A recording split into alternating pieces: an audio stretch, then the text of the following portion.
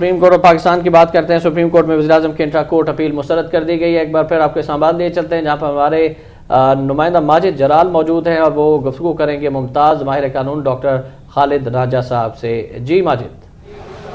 जी एहतशाम, बिल्कुल इस वक्त मेरे साथ खालिद रांझा साहब मौजूद हैं। साबिक लॉ मिनिस्टर भी रह चुके हैं और एतजाज़ अहसन की जानिब से बार बार अपनी अपील जो इंट्रा कोर्ट अपील थी उसमें उनका ये कहना था कि साबिक जो वज़ीर सेक्रेटरी कानून रह चुके हैं और इसके अलावा जो वज़ीर-ए-आज़म को जो मशवरा दिया गया था वज़ारत कानून की जानिब से वो गलत हो सकता है, मगर वज़ीर-ए-आज़म जो थे वो खुद आइन से नाबलद होने की वजह से जो कानूनी मामला हैं उनसे नहीं जो है वो वाकफियत रखते। इस बारे में खालिद रांझा साहब से जानते हैं कि खालिद रांझा साहब, क्या वाकई वज़ीर-ए-आज़म साहब इस उज़र पर पूरे उतरते हैं एतजाज़ अहसन के कि उनको कानूनी मामलात का इल्म नहीं था?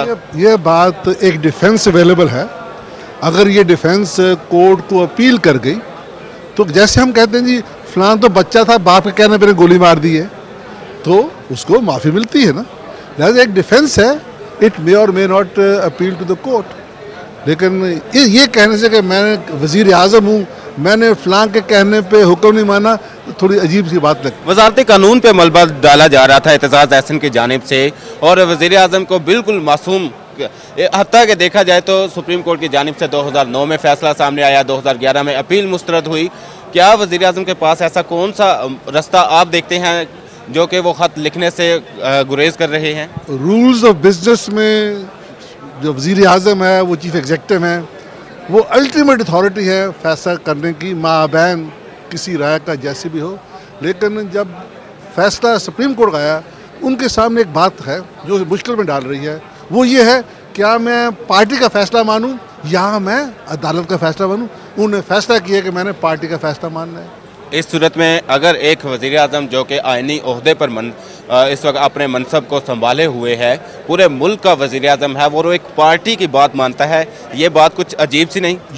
ये उनके अपने स्वाबदीद की बात है। वो जो हुकूमत है पीपल्स पार्टी की हुकूमत है, साथ उनके और पार्टियाँ भी हैं, तो जो उन्होंने सियासी फैसला किया है वो उसको तरजीह दे रहे हैं आप and willing to face the consequences. देखिए, अदालत की जानिब से ये भी बारहा कहा गया कि ख़त लिखने के मामले पर अदालत को बताया जाए, लेकिन एतजाज़ अहसन जो थे वो जिस इस्तिस्ना की भाई के वकील साहब को ये कह दिया गया था हमारा सियासी फैसला ये है। यानी कि आपका कहने का मतलब है वज़ीर आज़म ने ये एतजाज़ अहसन को कह दिया था कि ये सियासी मामला है, सियासी फैसला है और हम इस पर पाबंद हैं। इस हवाले से अगर देखा जाए तो आगे आप फ़र्द जुर्म आयद होने के बाद आप क्या देखते हैं? वज़ीर आज़म के खिलाफ आगे जो कार्रवाई है वो किस तरह चलेगी? जैसे एक क्रिमिनल केस में होती है वो होगी। इसको अगर 13 फरवरी को आप वज़ीर आज़म जो है उन पर पेश होंगे? हर सुबह पेश होना पड़ेगा और चार्जेस का जवाब भी देना पड़ेगा। चार्जेस के जवाब जो है जिस तरह के उन पर फ़र्द जुर्म आयद हो जाएगी तो उसके बाद वज़ीर आज़म का जो मनसब है उस पर किसी किस्म की कदगन, कोई कदगन लग सकती। ये मसला है इलेक्शन कमीशन का, यानी कि इलेक्शन कमीशन इस मामले पर फैसला करेगी वज़ीर आज़म के। खालिद रांझा साहब, अच्छा ये बताइए कि आप आगे इस फैसले के क्या असरात देखते हैं? अगर सज़ा हो जाए तो फिर मसला जाएगा इलेक्शन कमीशन के पास, इलेक्शन कमीशन डिस्क्वालीफाई भी कर सकता है। लेकिन बात तो टाइम की है, एंड मुमकिन है इससे पहले कोई और सियासी फैसले हो जाए। और वज़ीर आज़म साहब ने अपना केस जो है वो तौहीन अदालत पे ही लड़ते रहे हैं, उनके वकील। इस्तिस्ना पर आप क्यों नहीं आ रहे? आप क्या समझते हैं कि इस्तिस्ना पे बात होनी चाहिए थी? उनकी ट्रायल नहीं हो रही सुप्रीम कोर्ट में, ट्रायल होनी है किसी और कोर्ट में, जहाँ होगी वहाँ इस्तिस्ना मांगेंगे। लेकिन इस्तिस्ना पे बात होनी चाहिए थी, सुप्रीम खुद भी कर सकती थी। आज खुद नोटिस है, किसने मना किया सुप्रीम कोर्ट ये बात करने से? लेकिन उस पर उनके वकील की बार बार राय भी तलब की गई कि वो लेता बात है, कोई कदगन है सुप्रीम कोर्ट में उस पर राय देने? खालिद रांझा साहब, आखिरी सवाल पूछूंगा आपसे। एतजाज़ अहसन जो थे वो अपने तमाम दलाइल उस इस्तिस्ना पर बेस कर रहे थे जिसकी वजह से वज़ीर आज़म ने ख़त नहीं लिखा, लेकिन इस्तिस्ना पर दलाइल नहीं दे रहे थे। इस सूरत में क्या वो जस्टिफाई कर रहे थे अदालत में? वकील की ऑप्शन है, अंडर इंस्ट्रक्शंस वकालत करता है, उसकी अपनी राय जो है वो फायक नहीं होगी। थैंक यू, बहुत शुक्रिया। खालिद रांझा साहब साथ थे और उनका ये कहना था एतजाज़ अहसन ने उसी पर अमल किया जो कि वज़ीर आज़म की जानिब से हुक्म दिया गया और वज़ीर आज़म ने एक सियासी फ़ैसले पर अमल दरामद करना मुनासिब समझा, बजाय के अदालती फ़ैसलों को अदालती फैसलों पर अमल दरामद किया जाता है। इस सिलसिले में चीफ जस्टिस ऑफ पाकिस्तान ने भी अपने रिमार्क्स में समाअत के दौरान कहा था, अगर वज़ीर आज़म ने सियासी फैसलों पर अमल दरामद करना है तो वो फिर वजारत उस्मा का मनसब छोड़कर सियासी जमात में जाकर बैठे। और इस सिलसिले में वज़ीर आज़म ने जो है वो अदालती फैसलों को कोई अहमियत नहीं दी और अदालती वकार का उन्होंने कोई आज जो इंट्रा कोर्ट अपील मुस्तरद हुई है, जो मुख्तसर फैसला है, हम चाहेंगे कि एक बार फिर हमारे नाज़रीन को जिन्होंने अभी हमें ज्वाइन किया है आप उन तक भी पहुँचाएँ कि फैसले में क्या क्या नुकात शामिल है। एहतशाम, इस सिलसिले में जो अदालती हुक्म है ऑपरेशनल पार्ट में अदालत ने वाज़े किया है कि वो 7 रुकनी बेंच की कार्रवाई में मुदाखलत नहीं करेगी और 2 फरवरी का जो हुक्मनामा जारी किया गया था वो आइन और कानून के मुताबिक था। वज़ीर आज़म के खिलाफ फ़र्द जुर्म जो है वो आयद कानूनी तौर पर होती है और इस सिलसिले में तौहीन अदालत की कार्रवाई बनती थी, क्योंकि उन्होंने सुप्रीम कोर्ट के NRO के सिलसिले में दिए गए जो हुक्म था उस पर अमल दरामद नहीं किया। इस सिलसिले में जो NRO का फैसला था उसके पैराग्राफ 178 जिसमें ख़त लिखने के हवाले से वफाकी हुकूमत को डायरेक्शन दी गई है उसको भी इस बुरी फैसले का हिस्सा बनाया गया है। इसके अलावा अदालत माजिद हमारे साथ रहिएगा और नाज़रीन इस वक्त हमारे साथ जस्टिस रिटायर्ड जनाब वजीउद्दीन अहमद साहब टेलीफोन लाइन पर है। अस्सलाम वालेकुम जस्टिस वजीउद्दीन अहमद साहब। वालेकुम अस्सलाम सर, बहुत शुक्रिया। सर, आपसे जानना चाहेंगे कि आप किस तरह से देखते हैं, इंट्रा कोर्ट अपील मुस्तरद हो गई, अब 13 फरवरी को वज़ीर आज़म को हाजिर होना ही है अदालत उज़्मा में, क्या किस तरफ जाते दिखाई दे रहे हैं मामला? जी बिल्कुल हाजिर होना होगा उन्हें। हेलो जी सर, हम आपसे जानना चाहते हैं कि 13 फरवरी को जब फ़र्द जुर्म आयद होगी तो उसके बाद अब वज़ीर आज़म पाकिस्तान का मुस्तकबिल क्या है और किस तरह से समाअत होगी 13 फरवरी को, कुछ इस बारे से भी हमारे नाज़रीन को अपडेट कीजिएगा। जी देखें, ये तो उनके सामने ऑप्शन खुला हुआ है।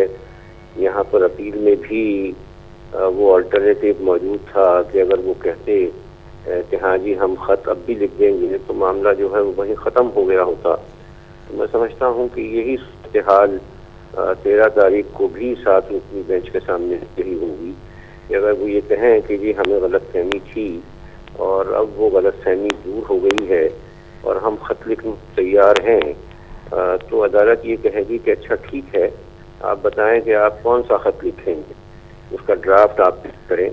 और अगर अदालत ने ये महसूस किया कि वो उस ख़त का जो लिखने जाते हैं वो मतन सही है तो मसला वहाँ ख़त्म भी हो सकता है। सर, ये भी आपसे जानना चाहेंगे कि किस तरह से आप देखते हैं वज़ीर आज़म पाकिस्तान और मौजूदा हुकूमत की जो स्ट्रेटजी रही है, आप समझते हैं कि सियासी फैसला किया गया कि हमने ख़त नहीं लिखना और इस पर अदालत उज़्मा में भी बात आई, क्या वही सियासी फैसला 13 फरवरी को भी वज़ीर आज़म दोहराएंगे कि ये हमारा सियासी फैसला है और हम अदालत उज़्मा के फैसलों पर अमल दरामद नहीं करेंगे, ख़त नहीं लिखेंगे? मुझे लगता यही है कि मामला जो हैं वो कानून की दस्तरस से निकल करके और सियासत में दाखिल हो गए हैं और कोई ताज्जुब नहीं होगा कि अगर तो यही जो सियासी स्टैंड अब तक दिया जाता रहा है उसी के ऊपर कायम रहें और मामले को इल्तिबा देने की कोशिश करें, मामले को लंबा करने की कोशिश करें, कोई ताज्जुब की बात नहीं है अगर तो ये तरीक़ाकार जारी रखा जाए तो। अच्छा सर, आज एतजाज़ हसन साहब ने जो दलाइल दिए वो 10 से 15 दिन की मजीद मोहलत तलब कर रहे थे इंट्रा कोर्ट अपील में और जो उन्होंने नुकात तैयार किए थे 50 से ज़ायद पॉइंट से, आप एतजाज़ हसन साहब ने जो दलाइल दिए हैं वो यकीनन मीडिया के तवज्जो से आप तक भी पहुँचे होंगे, किस तरह से देखते हैं एतजाज़ हसन साहब के दलाइल को और वज़ीर आज़म के दिफा को?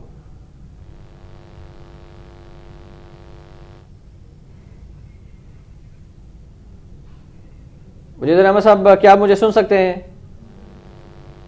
गालबन लाइन ड्रॉप हुई है। वजीर अहमद साहब हमसे बात कर रहे थे और उनका ये कहना था कि वज़ीर आज़म को पेश होना ही पड़ेगा और आइन और कानून के मुताबिक तो यही होना चाहिए कि वज़ीर आज़म पाकिस्तान सईद यूसुफ रज़ा गिलानी अदालत उज़्मा के फैसलों का एहतराम करें। ताहम वजूद अहमद साहब का ये भी कहना है कि मामलात अब कानून की दस्तरस से ऐसा लगता है कि निकल कर सियासी रुख इख्तियार कर रहे हैं। और डॉक्टर खालिद रांझा ने भी बात की हमारे नुमाइंदे माजिद जराल से इस्लामाबाद में और उनका ये कहना था कि पार्टी का फैसला माना है, अदालत का फैसला नहीं माना वज़ीर आज़म ने और सियासी मामला है, क्रिमिनल केस में जैसे कार्रवाई होती है वैसे ही कार्रवाई होगी और अब पेश होना पड़ेगा वज़ीर आज़म को।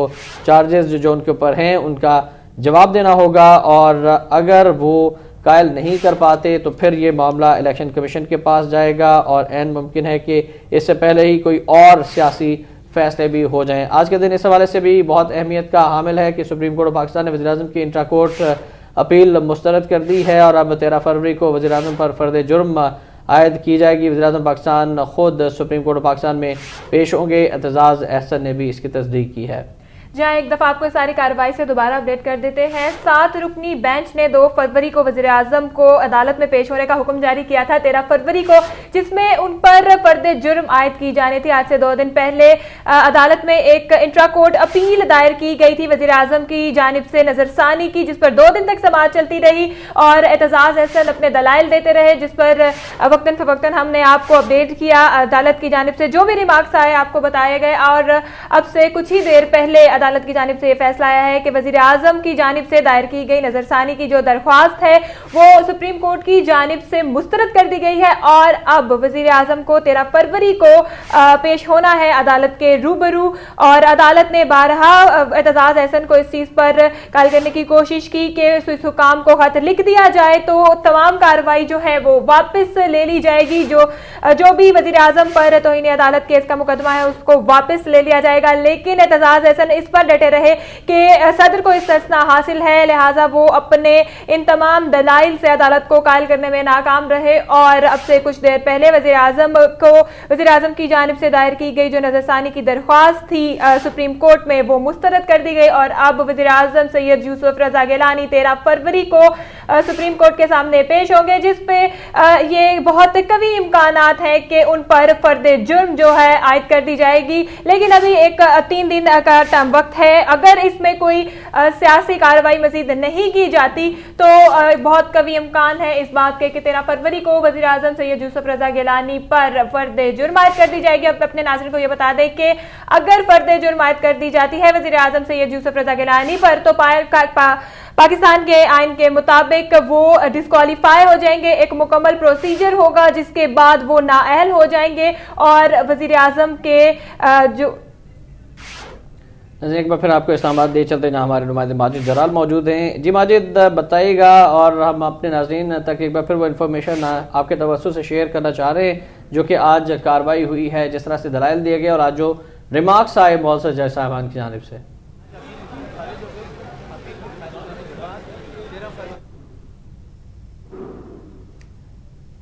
नाज़रीन, हम कोशिश करें कि हमारा राब्ता हो हमारे नुमाइंदे माजिद जलाल से। आपको एक बार फिर आगाह करना चाहेंगे सुप्रीम कोर्ट ने वज़ीर आज़म की इंट्रा कोर्ट अपील मुस्तरद कर दी है। 13 फरवरी को अब वज़ीर आज़म पर फर्द जुर्म आयद की जाएगी और एतजाज़ अहसन का ये कहना है कि सुप्रीम कोर्ट ऑफ पाकिस्तान के रूबरू पेश होंगे वज़ीर आज़म पाकिस्तान। लेकिन खालिद रांझा, डॉक्टर खालिद रांझा जो कि अब से कुछ देर कबल बात कर रहे थे हमारे नुमाइंदे माजिद जलाल से, अब माजिद जलाल से पूछना चाहेंगे कि जो खालिद रांझा साहब ने कहा है कि ऐन मुमकिन है कि कोई और सियासी फैसले हो जाएँ, इन बिटवीन वो बहुत सी अहम बात भी कह गए हैं कि 13 फरवरी से पहले बहुत सारे मामलात हो सकते हैं, हुकूमत की स्ट्रेटजी भी हो सकती है। इस पर मजीद भी हम जानना चाहेंगे कि आइनी और कानूनी माहिरीन क्या राय रख रहे हैं आज के इस फैसले को जिसपे इंट्रा कोर्ट अपील मुस्तरद कर दी गई है। बिल्कुल, इस वक्त राजा नियाज राठौर साहब मेरे साथ मौजूद हैं, बहुत सीनियर वकील हैं सुप्रीम कोर्ट के और इसके अलावा हाई कोर्ट बार के सदर भी रह चुके हैं। इनसे मजीद जानते हैं। राठौर साहब, कहा जा रहा है कि वज़ीर आज़म ने सियासी जमात पर अमल किया है, इस सूरत में क्या ये बात जो है वो एक कदगन नहीं लगाती कि वज़ीर आज़म जो कि आइनी ओहदे पर आइनी मनसब संभाले हुए हैं और वो एक सियासी जमात के फैसलों पर अमल दरामद करें? देखें जी, इसमें मेरी राय ये है कि सुप्रीम कोर्ट में आज सुप्रीम कोर्ट ने बड़ा अहसन फैसला किया है और जो अपील है प्राइम मिनिस्टर की वो कानून के मुताबिक और आइन के मुताबिक खारिज किया उन्होंने, और ये खारिज होनी ही थी क्योंकि इसमें कोई जान नहीं थी। और कोर्ट के हुक्म पर ये लेटर, इनको स्विस लेटर लिखना पड़ेगा, प्राइम मिनिस्टर को ये लेटर लिखना पड़ेगा और अगर ये लेटर नहीं लिखेंगे तो ये फिर वाज़ेह तौहीन अदालत है और इसमें मैं समझता हूँ कि सुप्रीम कोर्ट को फिर फर्दर प्रोसीड करना पड़ेगा। अब 13 तारीख की इसमें डेट है और उसमें चार्ज फ्रेम होना है प्राइम मिनिस्टर पे और फर्द जुर्म लगने के बाद फिर अंडर द लॉ एविडेंस होगी। एविडेंस सुप्रीम कोर्ट में आपको पता है जितनी भी जल्दी कंक्लूड होना हो तो ये बेहतर है और एविडेंस के बाद फिर इसका परमानेंट फैसला है। राठौर साहब, एक एतजाज़ अहसन की जानिब से ये नुक्ता भी उठाया जाता रहा कि पीसी और जजेस के मामले में अदालत ने जो है बहुत ज़्यादा वक्त दिया था, इस सूरत में उनको भी वक्त दिया जाए। इसमें अब क्या नज़र आ रहा है, PCO जजेस की जो समाअत थी और वज़ीर आज़म की समाअत, क्या इन दोनों में कोई ऐसी पेचीदगियाँ या सिमिलरिटी है कि इसमें मज़ीद वक्त दिया जा सकता है? कोई इसमें पेचीदगी नहीं है। सुप्रीम कोर्ट ने बड़े इत्मीनान के साथ एम्पल टाइम दिया, इनको बड़ी डिटेल्ड बहस सुनी है। 1.5 दिन पहले एतजाज़ अहसन साहब ने लगाया, आज पूरा दिन वो आर्गूमेंट्स करते रहे हैं, 2.5 दिन इन्होंने इस अपील पे लगाए हैं और सुप्रीम कोर्ट ने बड़े तहम्मुल के साथ, बड़े ही इत्मीनान के साथ उनको सुना है, पेशेंट हेयरिंग दी है और उनके पास आर्गूमेंट्स जितने भी थे वो उन्होंने दिए और मज़ीद उनके पास नहीं था। सुप्रीम कोर्ट ने बिल्कुल ठीक फैसला किया और उनको एम्पल टाइम दिया है। और इस वक्त राजा राठौर साहब आप देख रहे हैं कि वज़ीर आज़म के खिलाफ अब 13 फरवरी को फ्रेम चार्ज होगा। इस सूरत में आप क्या देख रहे हैं कि कार्रवाई मज़ीद आगे किस तरह बढ़ेगी? देखें जी, चार्ज फ्रेम होने के बाद एविडेंस होगी और सुप्रीम कोर्ट एविडेंस के बाद अपना फैसला सुनाएगी। मैं ये समझता हूँ कि इनके पास सिर्फ रास्ता अब एक रह गया है कि ये स्विस कोर्ट के ऑर्डर पे स्विस अथॉरिटीज़ को लेटर लिखें। इसके अलावा इनके पास चारा नहीं है। बचने की एक ही सूरत है कि ये कोर्ट के ऑर्डर की कंप्लायंस करें। अगर ये लेटर नहीं लिखेंगे तो ये कंप्लीट डिफाइंस है और ये कंटेम्प्ट ऑफ कोर्ट के ज़मरे में आती है। राठौर साहब, एक और बात जो अदालत की जानिब से अपने रिमार्क्स में कही गई, अगर जिस तरह के PCO जज उन्होंने माफ़ी मांगी यहाँ पर और अदालत की जानिब से उनको माफ़ किया गया तो हिंद अदालत का नोटिस वापस लिया गया। एतजाज़ अहसन का भी यही कहना था कि नोटिस वापस लिया जाए। ये माफ़ी किस किस्म की होती है जिससे एतजाज़ अहसन कतरा रहे हैं? देखिए, बात ये कंटेम्प्ट ऑफ कोर्ट और कंटेम्नर के दरमियान होती है।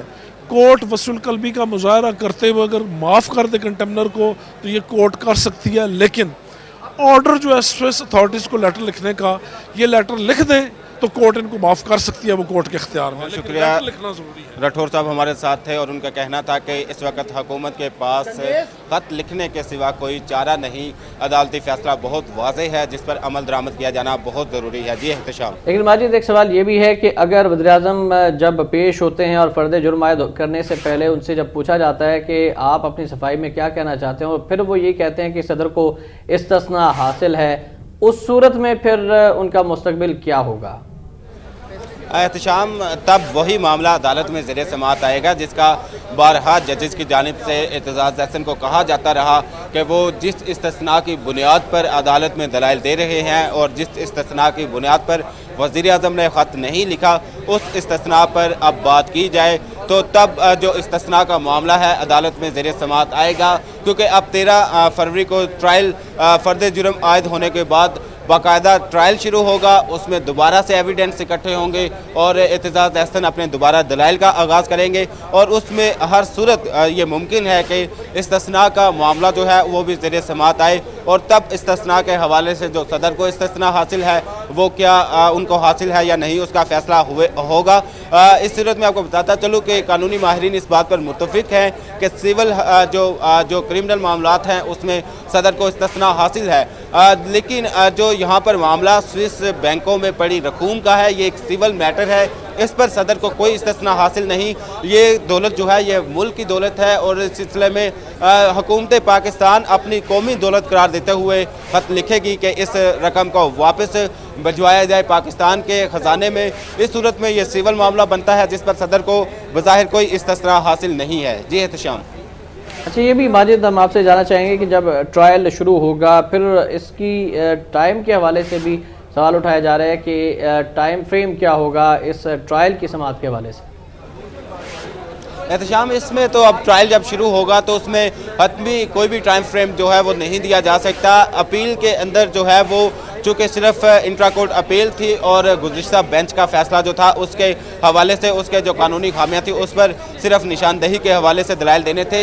इस पर एतजाज़ अहसन के दलाइल जो थे वो अदालत ने उनको कंक्लूड करने की हिदायत की, मगर जब ट्रायल शुरू होगा तो अदालत की जानिब से अगरचे ये उनको कहा जाएगा कि वो अपने दलाइल जो है वो मुकम्मल करने के हवाले से कोई टाइम फ्रेम दिया जाएगा, मगर वकील की हैसियत से उनके पास ये मौका मौजूद होगा कि वो अपना भरपूर दिफा कर सके, क्योंकि उसके बाद अपील का राइट और जो दूसरे मामलात हैं वो अब बाकी नहीं रहते और जो अदालती फैसला आएगा वो उस पर अमल दरामद होगा। और इस सिलसिले में एतजाज़ अहसन पहले कह चुके हैं कि वज़ीर-ए-आज़म को इस वक्त फ़र्द जुर्म का सामना है, तौहीन अदालत के केस से सामना है। इस सूरत में अदालत इस केस को इंतहाई अहमियत दे और उनको भरपूर सुना जाए।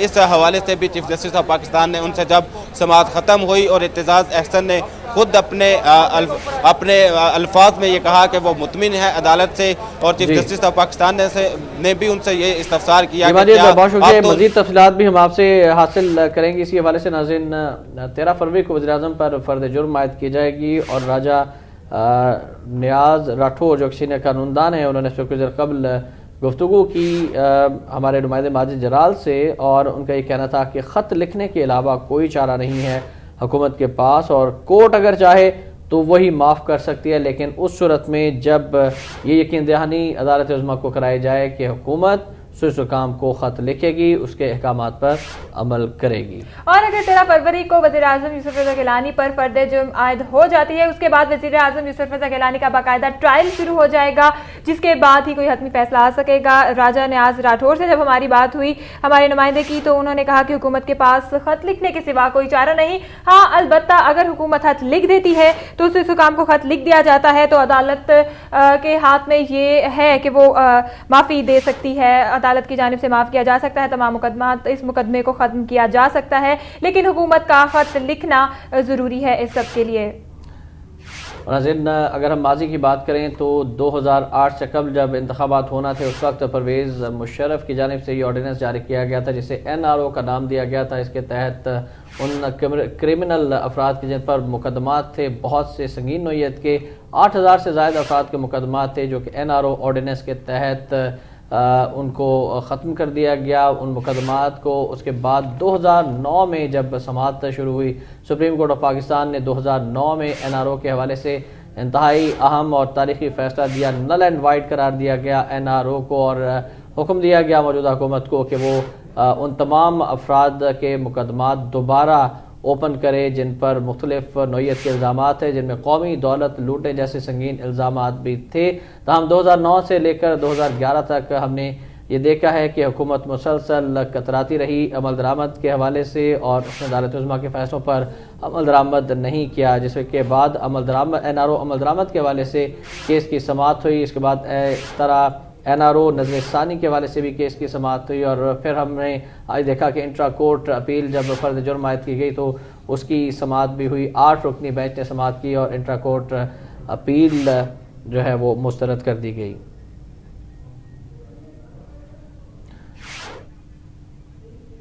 और नाज़रीन, मज़ीद माहिर कानून की राय हासिल करते हैं और एक बार फिर आपको लिए चलते हैं इस्लामाबाद, जहाँ माजिद जराल मौजूद हैं और वो हमें मज़ीद माहिरीन कानून से बात भी कर रहे हैं और उनके तवज्जो से उनकी राय आज के सुप्रीम कोर्ट ऑफ पाकिस्तान के फैसले के हवाले से भी हम तक पहुँचाएँगे। जी माजिद। एहतशाम, बिल्कुल इस वक्त मेरे साथ असलम ज़ार सेक्रेटरी हैं सुप्रीम कोर्ट बार एसोसिएशन के इस वक्त मौजूद हैं। उन्होंने भी इस केस की इंट्रा कोर्ट अपील की जो समाअत थी वो सुनी। इस सिलसिले में उनकी राय जानते हैं। ज़ार साहब, जो आज का फैसला हुआ इस पर आपका क्या इस वक्त आपका कहना है, क्या राय है आपकी? देखें, फ़ैसला जो है ये जब 7 रुकनी बेंच ने किया था और वज़ीर-ए-आज़म साहब को तलब किया था फ़र्द जुर्म के लिए, तो अपील उनका हक़ था। जो इंटर कोर्ट अपील में गई जो है गवर्नमेंट प्राइम मिनिस्टर साहब गए और लग ये रहा था कि ये फ़ैसला यही आएगा। किस तरह लग रहा था? उसके फैक्ट्स जो केस के देखिए सर्कमस्टांसिस और फैक्ट्स को देखा जाता है, और चौधरी साहब ने बहुत अच्छा केस आर्गू किया अपना, लेकिन कोर्ट नहीं मानी, वो अपनी बात पे कायम रहे। कहने का मतलब है कि चौधरी साहब ने केस तो अच्छा आर्ग्यू किया मगर दलाइल उनके कमज़ोर थे। देखना नहीं, कोर्ट का ये काम है कि वो देखना कि उसके जो दलाइल दिए जा रहे हैं वो कोर्ट को कन्विंस कर रहे हैं या नहीं कर रहे। तो दैट मीन्स कि जो ये फैसला उन्होंने खारिज किया है कि वो कोर्ट को कन्विंस नहीं कर सके अपने बहुत भारी भरकम दलाइल और अपनी पूरी एफर्ट्स के बावजूद। अदालत ने तो उनको बारहा ये कहा कि आप वज़ीर-ए-आज़म से जाकर इस मामले पर बातचीत कर लें और ख़त लिखने के हवाले से उनका अगर कोई अभी मौक़िफ़ है तो वो अदालत के सामने ले आएँ, लेकिन एतजाज़ अहसन अपने रोस्टम से हटे नहीं है। तो इस सूरत में क्या अदालत के पास यही ऑप्शन था? फिर नेचुरली जब उन्होंने कहा कि आप उनसे कंसल्टेशन कर लें कि वो ख़त लिख देते हैं तो हम यहाँ कोई कार्रवाई नहीं करते और उसको जो है सारी बात ख़त्म हो जाती थी। लेकिन लगता है कि गवर्नमेंट इसके लिए तैयार नहीं, जिस तरह वो कह रहे हैं कि ये जो है हम ख़त नहीं लिखेंगे और जो है ये करेंगे वो करेंगे। तो ये मेरा अपना ख्याल ये है कि ये महज़ब जो हमारी सोसाइटी होती है, जो महज़ब सोसाइटियाँ यहाँ जहाँ पर रूल ऑफ लॉ है, वहाँ पर ऐसे नहीं किया जाता। हुकूमत रूल ऑफ लॉ पर इस वक्त अमल कर रही है? नहीं, मैं कह रहा हूँ जहाँ जहाँ महज़ब सोसाइटियाँ हों, हम मुहज़्ज़ज़ रूल ऑफ लॉ हो, वहाँ पर ऐसे नहीं होता। लेकिन यहाँ पर देखें, यहाँ पर तो ये है कि कानून को लोग अपनी मर्ज़ी के मुताबिक बनाना चाहते हैं। वो चाहते हैं कि कानून मेरी मर्ज़ी का हो। मैं अगर मेरे में फ़ैसला हो गया है तो कोर्ट बहुत अच्छी है, मेरे ख़िलाफ़ हो गया तो कोर्ट बहुत बुरी है। और यहाँ पर अगर ये भी देखा जाए कि जिस तरह एतजाज़ अहसन ने अदालत से बारहा ये इस्तदा की कि तौहीन अदालत का नोटिस खारिज किया जाए, मगर वो वजह नहीं बता रहे थे इस्तिस्ना की जिसकी बुनियाद पर किया। इस्तिस्ना के मामले पर दलाइल देने चाहिए थे। देखिए, वो जो है अपना कोर्ट ने कहा कि दलाइल दो, लेकिन उनका मौक़िफ़ ये था कि चूँकि नोटिस ही तौहीन अदालत का है और मैं वकील ही इसमें एंगेज हुआ हूँ, तो मैंने यहाँ तक ही रहना है। तो इस्तिस्ना जो है इस वक्त इसकी कानूनी हैसियत क्या है? वो तो ये देखें, 248 जो आइन का आर्टिकल है वो इस्तिस्ना तो हासिल है, लेकिन कोर्ट कह रही है। लेकिन किन मामलात में है? कानूनी क्रिमिनल में है या सिविल में? ये चौधरी साहब का पहले मौक़िफ़ यही था ना कि पहले जो उन्होंने दलाइल दिए थे मुशर्रफ के ज़माने में, जब वो उसके ख़िलाफ़ पटिशन, तो उनका यही मौक़िफ़ था कि जो है उसको इस्तिस्ना जो है हासिल नहीं है। लेकिन अब वो कहते हैं कि ये उन्होंने डिफ्रेंशिएट किया कि नहीं, क्रिमिनल में नहीं होता है और सिविल में नहीं होता। तो अब इस पर तो कोर्ट ने फैसला करना है। इस पर क्योंकि अभी बहस नहीं हुई और ना भी इस पर डिसीजन आया है। जब कोर्ट इसको जो है पूरी तरह एलेबोरेट करेगी और इस पर डिसीजन देगी कि क्रिमिनल में होता है या सिविल में होता है या दोनों में होता है, तो ये अभी कोर्ट में कभी आएगा फैसला तो फिर होगा इसके। बहुत शुक्रिया। असलम ज़ार साहब हमारे साथ मौजूद थे और उनका ये कहना था मुअज़्ज़ब माशरों में जो कानून है उस पर अमल दरामद किया जाता है, आइन के मुताबिक जो है वो हुकूमतें चलाई जाती है, मगर जो इस वक्त सूरत हाल है इसमें रूल ऑफ बिज़नेस पर अमल दरामद नहीं हो रहा, कानून पर अमल दरामद नहीं हो रहा और रूल ऑफ लॉ जो है उसकी पासदारी नहीं की जा रही। इस वक्त इनकी ये जो तनकीद थी बज़ाहिर हुकूमत की जानिब ही थी और हुकूमत को ख़त लिखना चाहिए, हुकूमत को अदालती फैसलों पर अमल दरामद करना चाहिए। जी एहतशाम। जी, हुकूमत को ख़त लिखना चाहिए, हुकूमत को अदालती फैसलों पर अमल दरामद करना चाहिए, ये कहना था असलम ज़ार साहब का। अभी बात हो रही थी माजिद जराल की असलम ज़ार से, तो उन्होंने ये कहा कि एतजाज़ अहसन से बारहा पूछा ये गया कि आप इस्तिस्ना की बात क्यों नहीं करते, तो उन्होंने कहा कि मेरा जो केस है जिसके लिए मुझे मेरे पास इस वक्त सिर्फ और सिर्फ तौहीन अदालत का केस है, लिहाजा उन्होंने 248 के तहत जो सदर को इस्तिस्ना हासिल है उस पर उन्होंने कोई बात नहीं की, क्योंकि एतजाज़ अहसन के मुताबिक उनको सिर्फ और सिर्फ तौहीन अदालत के लिए हायर किया गया है। अब आपको ये बताइए, फिर आपको सुप्रीम कोर्ट के बाहर ले चलते हैं जहां माजिद जराल हमें अपडेट कर रहे हैं आज की सारी कार्रवाई के हवाले से। जी माजिद। जी ज़ैनब, बिल्कुल इस वक्त मेरे साथ यासीन आज़ाद सदर सुप्रीम कोर्ट बार एसोसिएशन मौजूद हैं, उनकी राय जानते हैं आज के फैसले के मुतालिक। यासीन साहब, आज का फैसला जो है वो आप किस नज़र से देखते हैं? बहुत अच्छी नज़र से देखता हूँ। अपील थी, अपील खारिज हो गई, अब 13 फरवरी की डेट है, उस दिन केस प्रोसीड होगा। यासीन साहब, अब देख नहीं रहे कि ये अपील में जाने का मामला जो है और इसके अलावा अदालती फैसलों पर अमल इस सूरत में नहीं किया जा रहा है कि ख़त नहीं लिखा जा रहा है, ये क्या बादियो नज़र में, जिस तरह के एतजाज़ अहसन ने कहा कि बादियो नज़र का जो लफ्ज़ है ये बहुत सी पेचीदगियाँ पैदा करता है, लेकिन बादियो नज़र में आपके ख्याल में क्या ये हुकूमत की जानिब से तंग नहीं किया जा रहा अदालत? नहीं, अपील का राइट जब लॉ प्रोवाइड करता है तो हर आदमी को हक हासिल है कि वो अपील की रेमेडी अवेल करे, और प्राइम मिनिस्टर पाकिस्तान ने भी अपने राइट को यूज़ किया। अगर इंटर कोर्ट अपील का राइट सुप्रीम कोर्ट में ना होता तो फिर यूसुफ रज़ा गिलानी साहब भी अपील फाइल नहीं कर सकते थे। मिसाल के तौर पर कल आपके साथ कोई बात हो जाती है, कोर्ट आपको सज़ा दे देती है, तो क्या आप अपील में नहीं जाएंगे? अपील का राइट हर आदमी का है और कानून जब प्रोवाइड कर रहा हो कि आप अपील में जा सकते हैं, वो कहे। आप चूँकि अपील खारिज हो गई है, 13 फरवरी को 4 फ्रेमिंग का दिन है, उस दिन prime minister of Pakistan court में अपेयर होंगे। अगर वो ये कहते हैं कि नहीं मैं केस को डिफेंड करने के लिए तैयार हूँ, तो वो एविडेंस लीड होगी और कंटेम्प्ट प्रोसीडिंग का जो तरीकाकार है कोर्ट उसको पूरा। तो इसके बाद भी यासीन साहब, अगर आगे मामला बढ़ता है और हम देखते हैं कि फ्रेम चार्ज हो जाता है, कार्रवाई आगे बढ़ती है और फिर अगर खुदा न खास्ता फैसला इनके हक में आ जाता है, तो फिर क्या कुछ खुदा न खास्ता में वो बरी भी हो सकते हैं और उनको सजा भी हो सकती है, तो फिर कोई उस वक्त के लिए इंतजार करें जब वो सूरत सामने आएगी। अच्छा, इस सूरत में आप क्या समझता है कि इनको खत जो है वो लिखना चाहिए था? देखें, अगर ख़त लिखने की बारी होती तो वो 4 फ्रेमिंग की तरफ क्यों जाते हैं? इसका मतलब है वो साइड पे नहीं जा रहे हैं। यही वजह है कि कोर्ट ये कहता है कि हमारे आर्डर को नहीं माना गया, लिहाजा ये तौहीन अदालत है, हम इसके मुताबिक केस प्रोसीड करेंगे। जब वो कोर्ट केस प्रोसीडिंग की तरफ चलेंगे तो आप ये कहना कि क्या होगा क्या नहीं होगा, ये बात की बातें हैं, वो बात ख़त्म हो चुकी है। यासीन साहब, आखिरी सवाल आपसे पूछूंगा कि इसमें देखिए, जब नज़रसानी की अपील मुस्तरद हुई, फिर अमल दरामद का बेंच बना, अमल दरामद का बेंच जो है उसके बाद लार्जर बेंच बना और अब जो है वो इंट्रा कोर्ट अपील हुई, हुकूमत की जानिब से एक डिलेइंग टैक्टिक्स नहीं इस्तेमाल किया, डिले टैक्टिक्स नहीं, ये कहता हूँ लीगल राइट है जो पार्टी अपना इस्तेमाल कर। बहुत शुक्रिया। यासीन आज़ाद साहब हमारे साथ मौजूद थे और उनका कहना था ये डिलेइंग टैक्टिस नहीं है, ये उनका कानूनी राइट है जो कि हुकूमत की जानिब से इस्तेमाल किया जा रहा है। मगर एक हैरत ज़रूर है इस बात पर कि जो एतजाज़ अहसन अदालत पे ये कहते हैं कि अदालती फ़ैसलों पर अमल दरामद किया जा रहा है, मगर जो एक अहम मामला जो वफाकी हुकूमत के हिस्से में आता था, स्विस बैंकों को ख़त लिखने के हवाले से, इस पर अमल दरामद नहीं किया जा रहा। और इस मामले जितने भी माहिरीन कानून से आपने बात की है, जो ऐसे माहिरीन कानून हैं जो कि बिल्कुल मुतवाज़न सोच रखते हैं, उनका ये कहना है कि अदालत उज़्मा के जो अहकामात हैं उन पर अमल दरामद करना चाहिए। लेकिन वो माहिरीन कानून जो कि हुकूमत को किसी न किसी तरह से सपोर्ट करते नज़र आते हैं या हुकूमत की सपोर्ट से मुख्तलिफ ओहदों पर पहुँचे हैं, वो ये कहते हैं कि डिलेइंग टैक्टिस नहीं है, ये कानूनी राय है और कानून ने उनको ये हक दिया है कि वो अपील दायर करें। बिल्कुल कानून हक देता है, लेकिन वो ये क्यों नहीं मानने को तैयार कि कानून के जो फैसले हैं उन पर भी अमल दरामद किया जाना ज़रूरी है। एहतशाम, इस सूरत में देखा जाए तो जब नज़रसानी की अपील मुस्तरद हुई थी तो उसके बाद अगर हुकूमत संजीदा होती अदालती फैसलों पर अमल दरामद करने के सिलसिले में, तो कभी भी अदालत को जो है वो अमल दरामद का बेंच ना बनाना पड़ता। और अमल दरामद बेंच के सिलसिले में जो खसूसी बेंच तश्कील दिया गया था, उसने भी अपने फैसले में मायूसी का इजहार किया, 6 ऑप्शन दिए। ये वो अदालती दरगुजर है जो कि किया जाता रहा है। अदालत ने बताया कि ये 6 ऑप्शन हैं, इनमें से एक इस्तेमाल किया जा सकता, इन 6 पर जो है वो अमल दरामद किया जा सकता है। मगर चीफ जस्टिस ऑफ पाकिस्तान ने भी आज की कार्रवाई में कहा कि उसमें से सिर्फ एक ऑप्शन इस्तेमाल किया गया।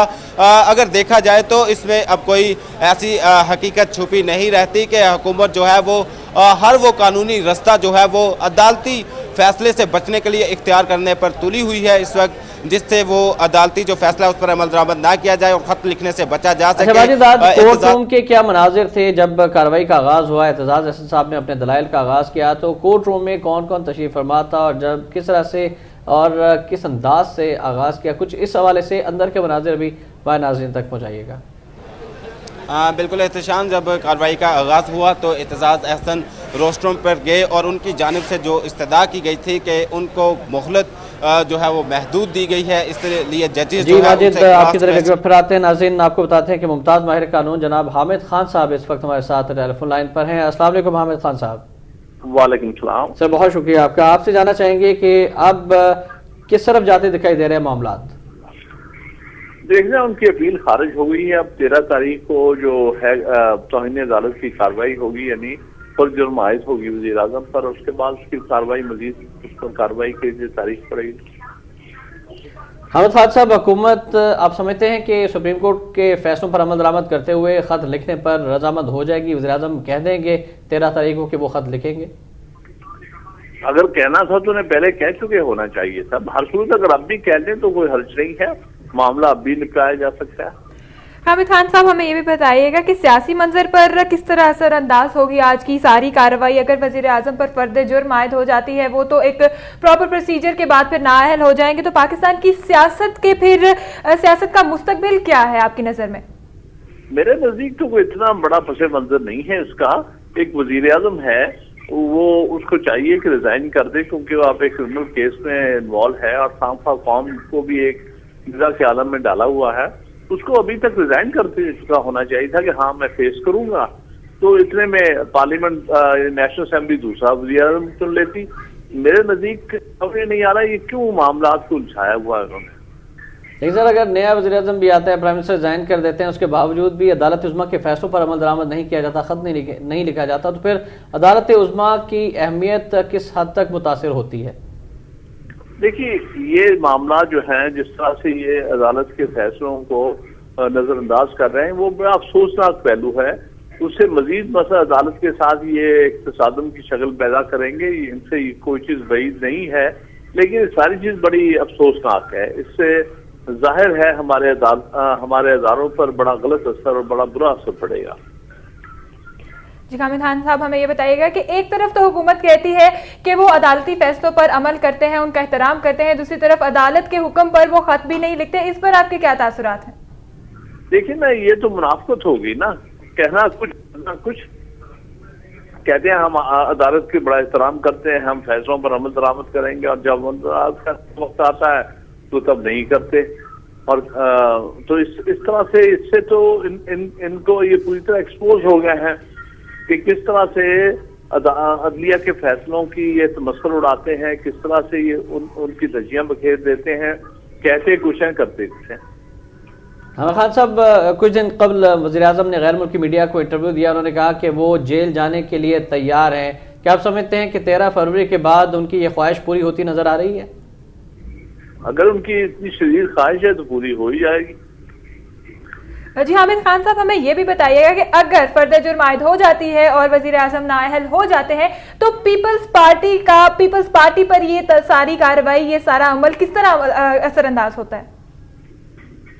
पीपल्स पार्टी को तो गालबन इस चीज से कोई लगता है सरोकार नहीं है, या जो इस वक्त हुक्मरान तबका है। मैं पीपल्स पार्टी को नहीं ब्लेम करूंगा कि वो पार्टी में अच्छे लोग भी बहुत से हैं जो शायद ये ना चाहते हों कि इस किस्म के मामला बिगाड़े जाएं, लेकिन इस वक्त जो हुक्मरान तबका है पार्टी में और उसके इत्तेहादियों में, वो मामला को बिगाड़े जा रहे हैं और उससे खामखा मुल्क एक अजीब से मखमसे में, क्राइसिस में फंसा हुआ है। तो मेरे नजदीक तो कोई ऐसा मसला नहीं था, लिख देते, और अगर यहाँ तक मामला पहुंच चुके हैं तो किसी और को वज़ीर-ए-आज़म बना देते, इससे इस्तीफा ले लेते ताकि मुल्की मामला तो चले। लेकिन बज़ाहिर नजर ये आ रहा है कि ये हर चीज को इल्तवा में डालने के ख्वाहिशमंद है। ये नहीं चाहते कि अदालतों के फैसले माने जाएं, उन पर अमल दरामद हो, और ये नहीं चाहते कि मुल्क में किसी किस्म का भी कोई प्रॉपर गवर्नेंस हो। ये अपना वक्त निकाल रहे हैं, यही नजर आ रहा है। बहुत शुक्रिया आपका हामिद खान साहब। मुमताज़ माहिर कानून का ये कहना है कि बज़ाहिर इल्तवा में डालना चाहती है गवर्नमेंट तमाम मामलात को, और वो ये नहीं चाहती कि अदालती अहकामात पर अमल दरामद करे। वो ये ऐलान भी करते हैं कि अदालती अहकामात पर अमल दरामद करेंगे, लेकिन अमल दरामद ना करके वो मुनाफिकत करते हैं। और वज़ीर-ए-आज़म पाकिस्तान सैयद यूसुफ रज़ा गिलानी को तो अब तक मुस्ताफ़ी हो जाना चाहिए, ये कहना है हामिद खान साहब का। हामिद खान साहब से हमारी एक और बात भी, उनके मुताबिक पीपल्स पार्टी में बहुत से अच्छे लोग भी हैं, लेकिन इस वक्त करप्ट हुक्मरानों की वजह से ये सारे मामला हो रहे हैं और हुकूमत सारे मामले को इल्तवा में डालना चाह रही है। कोई बड़ी बात नहीं है, हुकूमत खत लिख दे, सारा मामला खत्म हो जाए। और लेकिन हुकूमत जो है वो डटी हुई है इस बात पर कि स्विस हुकाम को खत नहीं लिखना। एक तरफ तो कहा जा रहा है कि हम अदालती फैसलों पर अमल दरामद करते हैं, अदालतों का एहतराम करते हैं, दूसरी जानिब अदालती फैसले पर अमल भी नहीं होता और खत भी नहीं लिखा।